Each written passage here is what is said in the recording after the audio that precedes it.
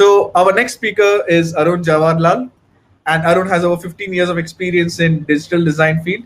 He has executed and managed complex UE projects across North America, Europe, and Asia. Arun also trains young designers in design thinking, product design techniques, and product design methodologies. He has also experiments with various visual art forms in spare time, which is different art forms. So he's currently a senior advisor at Dell Technologies, and today Arun is going to talk about the user experience wheel of enlightenment. So please welcome Arun Jawaharlal. Thank you, Kuzema. Thank you, folks. So I would usually want to have my session as a very interactive one, but for so many reasons like the pandemic and so on and so forth, we are not able to have a very interactive session. But let's make the best out of what we have today, and then let's see what happens. Okay. With that being said, we have had so many achievers that spoke before us. Now, what I'm really concentrating on for this session is personal achievement or personal enlightenment. Right? This is a bit difficult for me to understand. Let me know when you can see my screen, folks. Yes, we can see your screen. Okay. Can you see the presentation? Yes. Cool. Thank you. So, okay, let me start. Now, this is called the user experience wheel of enlightenment.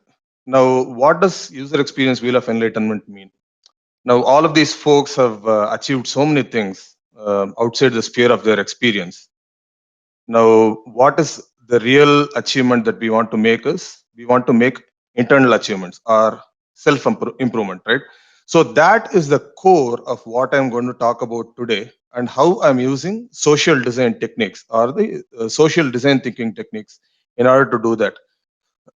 Before we start, folks, if you can play that first video, it'll be great.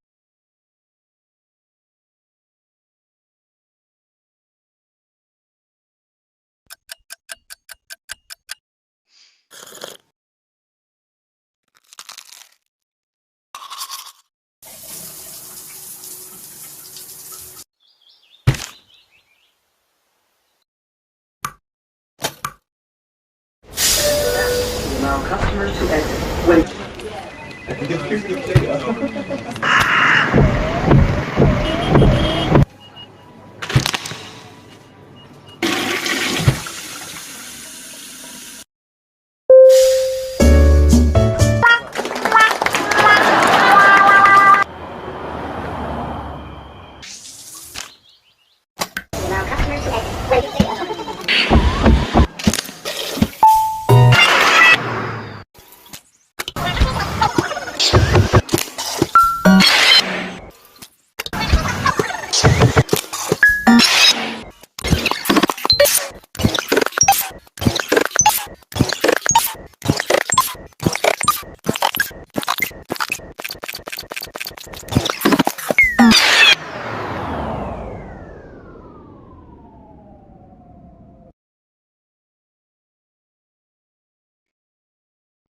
Right. So, essentially speaking, this is what we have been doing day in and day out, or probably what I was doing day in and day out, right? So I'll before I start with this is the monotony of everyday life. And before I start with the conversation, I'll tell you what this presentation is not. Obviously, I don't have a beard, so I cannot teach you a life lesson. It is not religious for sure. It is not a motivational speech for sure. Now, what is it is a tool that is going to help us evaluate ourselves and see where we can go from there. Right. With that being said, what is monotony? Many of us might know, right? Everyday life, we get lost in everyday life, and what we do on a day-to-day basis, we do not know what we are doing on a day-to-day basis.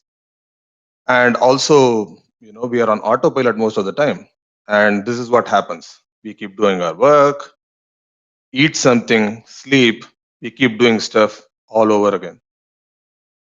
Now, let us keep that in the back burner and think about social design for a little bit. Right? What is social design?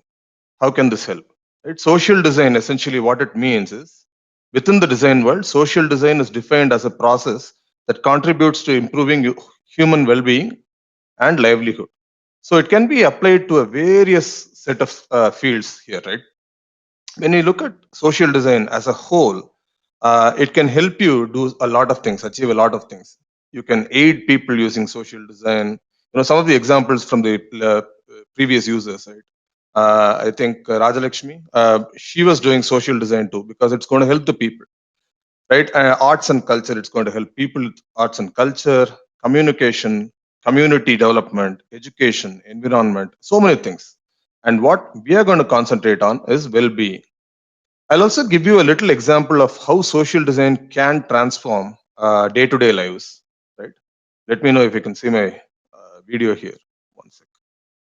For folks who are from Chennai, people know that Kannagi Nagar used to be one of the rundown communities of Chennai, where people used to be scared to go, right? Or people will probably avoid going there. Today, how is Kannagi Nagar? It's the art district of Chennai. Right? People, there is this very good group called Start India that has joined hands with Asian Paints, and they've also used local talents, local painters, in order to create such a beautiful district.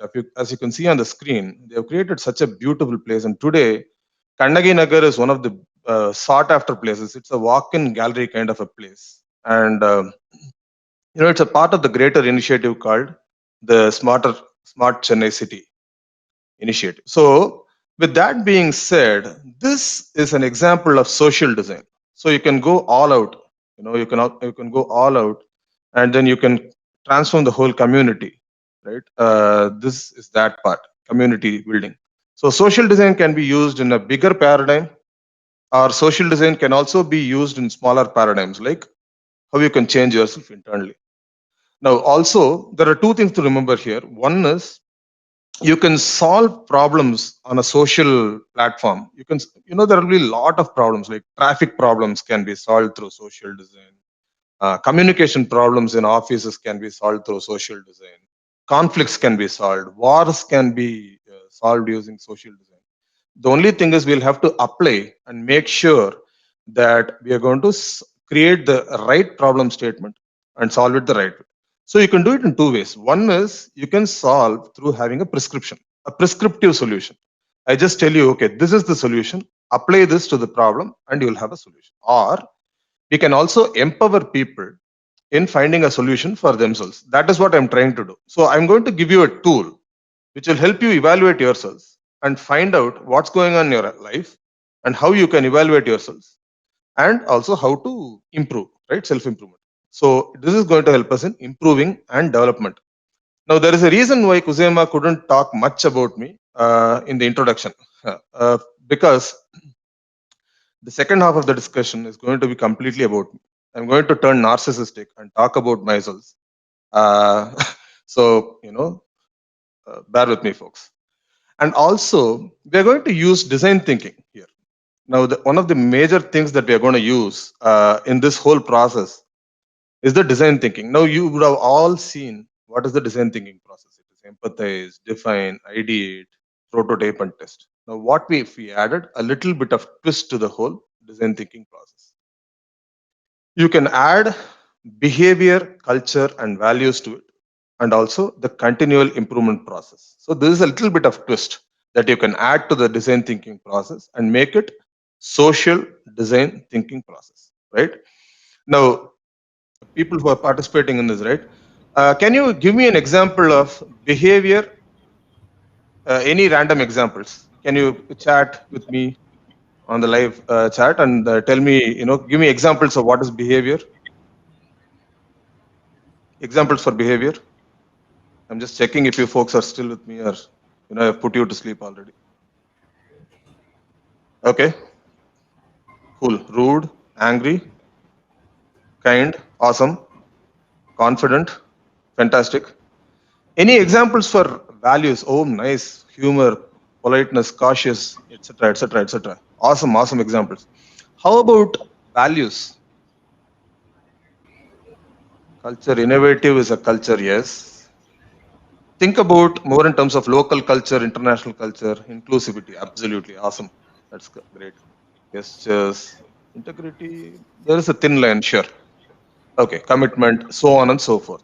Okay, now that we are clear about the difference between culture, behavior, and values, let me go back to my presentation again. Great examples, folks. Thank you so much for indulging with me. Okay, now these are models that we can apply.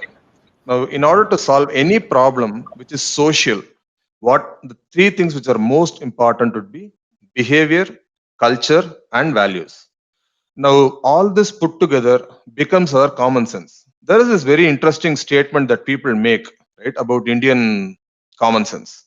In India, they say that it is okay to piss in public, but it's not okay to kiss in public. But in the Western culture, it is okay to kiss in public, but not the other way around. So, pardon my French, but that is what builds your common sense when it comes to the whole equation, right? Common sense may be a simple term, but a lot of people, a lot of professors, teachers would say that don't you have common sense? That common sense is very uncommon. That is the whole problem. We'll have to take into consideration the behavior, culture, value, and everything. So that is when it comes to common sense reasoning, right? That is the model we are going to apply to this problem.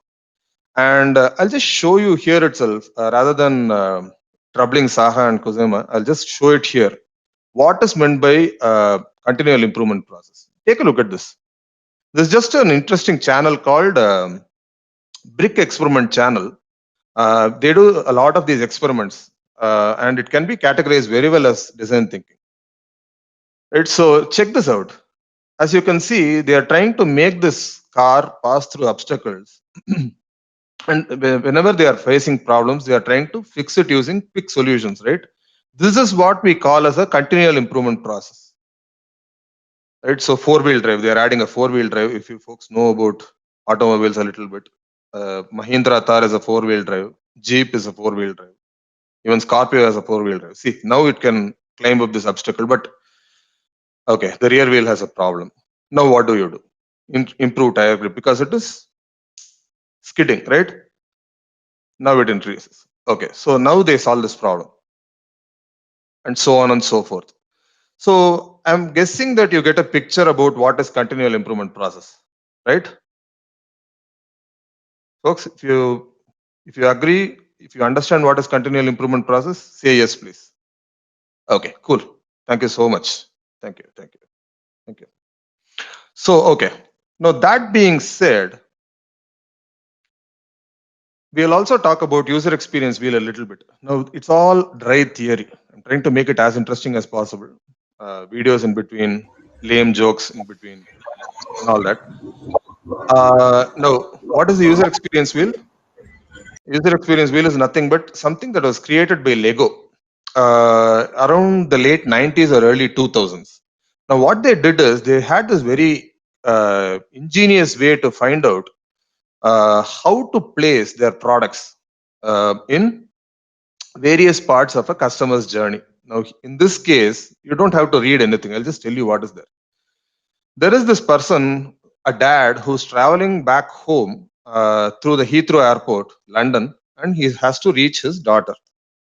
Now, what Lego is doing is it is tracking his whole journey from the security check right down to where he reaches his house. Right on the way, they are thinking about where to place these Lego pamphlets, Lego kiosks, and Lego what do you call stores, so that it will imprint in his mind. For example, when he's sitting in the plane, he has this Lego pamphlet that is rolling there, flying in the air. Now he takes it up and sees, oh, this is Lego, like Inception movie, right? He gets an imprint in his mind, in his subconscious, that, oh, Lego, I need to buy a toy for my kid. Now, when he gets down and he walks through the airport, he sees a kiosk where Lego is having a 50% off coupon or 40% off coupon, and so on and so forth. That imprint, that subconscious thing that he had in his mind, what is happening is he is now forced to take action. Now he is going there, getting a coupon, and then moving home. On the way home, he stops at the Lego store, buys something for his daughter, goes back home. Success for Lego. So they are utilizing this user experience wheel in such a way that they can track the whole journey of the customer and make sure that they slyly place these little things in the way so that they can use. So that's the user experience wheel. And then they have some notations. They have frown, they have smiley. Wherever they have a good experience, obviously safety procedures are a pain. Security check is a pain and all that. Waiting for luggage is pain. But then going back home, flying in the aircraft, the takeoff experience, the exhilaration it gives, it's all like fun. So all of that, they have put it as notations at the bottom. Now, shall we come right down to the point? Now, bear with me, folks, because I'm going to talk about myself for like the next 10 minutes. It's going to either bore you or it's going to irritate you, but I'll try to make the point somehow. Now, we are taking this subject who has to get improvement, right? We have to pick a subject who has to improve in life, which obviously is the speaker here. So because I tried to self-improve, I'm picking myself as an example. Now, if you look at my persona, if you folks are accustomed to creating personas, you would all have started your design career. Some of you might be students, some of you might be design career into your design career, nascent part of your career. Some might be actually doing world-shattering designs too, and so on and so forth. But one of the most important parts of the design is the empathy, understanding who you are solving this problem for, and that's why the user persona is important, right? Now, when I looked at myself, I found out what are my key motivations. Work-life balance is the most, the highest on my list. If you look at that, that is the highest motivation that I have. I can spend not more than 8 hours at office. Knowledge, pursuit of knowledge is one of my biggest motivations. Growth, of course. Growth doesn't mean getting promotion from senior advisor to director or senior director or VP. I don't care. Growth is something which I have to inherently feel like, what am I achieving? What am I giving back to this society? That is the growth I'm talking about. Social, I need friends, I need my family, I need my well-wishers. I cannot live in a silo, I cannot live in a bubble. I have to talk to people or else I cannot survive. And finally, achievement. If I achieve something along the way, that's great. Achievement is definitely a motivation. So all that. If you look at my personality, I'm an extrovert. I'm more of a feeling guy. I'm not a thinking kind of a guy. I'm not a lifeless person. I feel a lot of things. I love arts, fine arts, and so on and so forth. I am moved 50% by intuition and 50% by sensing. I make snap judgments. As soon as I look at people, I make judgments. It's a bad habit, but what can I do? That's how my social imprint is. I don't perceive people. Now, that also being said, I told you like the goals that I have is achieve. I try to achieve work-life balance. I try to give back to the society as much as possible. Not as much as the achievers that we have in these, but to the extent possible that I can, and the pursuit of knowledge for sure. And my passions are multifold. I binge on movies, I binge on TV series, audiobooks, cycling, jogging, art, writing, public speaking, singing, conversations, and so on and so forth. Now, a lot of these weren't my passion. I'll come to that. But I started getting more and more passions added to my list. Now, this being said, the user persona being said, I wanted to define my problem statement. Recall the whole behavior, culture, and values that we spoke about. I've based my problem statement on the behavior, culture, and values. I've tried to also segregate them. So my problem statement goes, I would like to achieve work-life balance while being happy and peaceful, also grow career-wise and personally by following fair and honest means, and have mutually beneficial relationships with my friends and earn the love and respect of my family. Now, a problem statement is very, very important. If you define the problem well, you would be able to solve the whole problem. If you don't define the problem well, you will not be able to solve the problem. There are so many examples in this world where the problem statement was wrong, and demonetization is such an example. I don't want to get political about it. Now, what was the problem they were trying to solve? They wanted to get people to use digital money, and what did they do? They demonetized. Now, what was that an answer? I don't know. Was it implemented well? I don't know. If they would have used design thinking as a means to solving this problem, would they have been able to solve this problem? Absolutely. Was demonetization a complete success? It is sketchy. People say it's a success. Some people say it's a success. A lot of them disagree. So that's a quick example of what the problem statement definition is all about. Now, let's come back to the user experience wheel. Usually I might want to ask questions, but I'll continue. Is everything clear up until this point? Are there any questions? Anything of that sort? None, right? I can continue. Just a little breather before I continue here. Okay. Good question. I'll come to that. We are solving that problem, Shiva. Okay, cool. So I'll continue, and I'll tell you what my experience will look like. Right. I usually go to bed at 1:30 a.m. Not now; it's in the past. Past tense. I used to go to bed by 1:30, wake up at 7:30, drop kids at school at 8:15, watch news like it's nobody's business. I sit there, laze on my couch and watch the news. All that regular activities that happen. You see frowns near everything. I'm sad that I'm getting ready.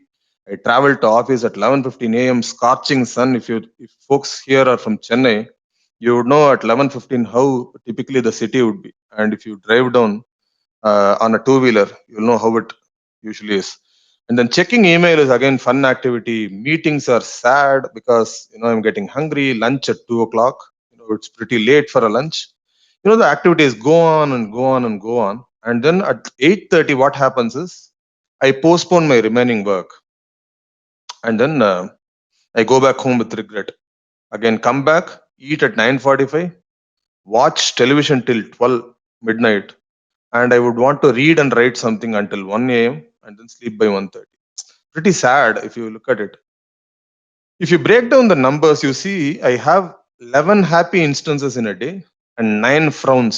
So the unhappiness is creeping to close to around 50%. How is the higher concentration of emotions?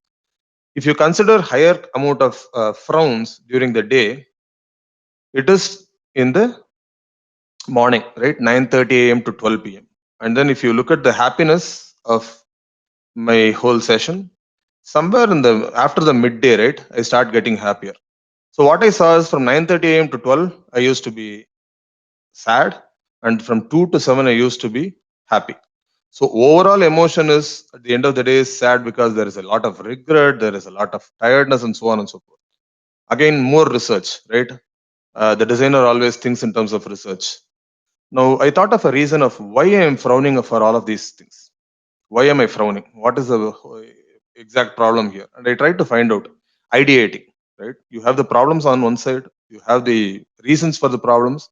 On the other side, you are trying to ideate or come up with quick solutions, as you saw in that Lego problem. Okay, I'll run through this quickly. If I dropped kids at school in the morning at 8:15, there was traffic. Getting ready, I felt tired most of the time and bored. That was my best guess. Breakfast, I was having junk food, puris, those are fried, dripping in oil and all that. So, I was having too much junk. Traveling to office was tiring. Again, traffic, it was hot. Meetings and brainstorming and whiteboarding, I started getting hungrier. There is a word that people use in the locality. Like hungry plus angry is hangry, right? So I used to get hangry. And, again, tiredness crept in. Remaining work was creating regret. Returned home, again, traffic, so on and so forth. I also noticed that the things that I had as my passion, reading and writing is my passion. Why the hell is all this getting sad? So sad, right? Those were the questions on my mind. And as you can see, I had no answers for some of these questions. So I thought, okay, let's solve some of these immediate problems. Dropping kids at school, shall we use the school bus? Fine. If I'm eating too much junk, shall we have healthy food choices? Sure. And if I'm tired of driving, should I use public transport? Fine. So this is what is the continuous improvement process. These are some actual academic things that we would like to remember in the midst of all this fun, right? This is called the PDCA cycle, which is plan, do, check, and act. It is a cycle that we use everywhere. If you look at the whole design cycle also, it is like discovery, design, testing, and redesign, right? So if you check universally, any cycle is PDCA. Plan, do, check, and act. So I thought, okay, let's plan something and try to fix this problem. Why am I perennially tired and irritated by everything? So the immediate actions that I did is I started dropping kids by school bus, started using public transport, and made healthy food choices and revised the whole user experience. Now, what I did, instead of waking up at 7:30, I started waking up by 8:30. Happier, right?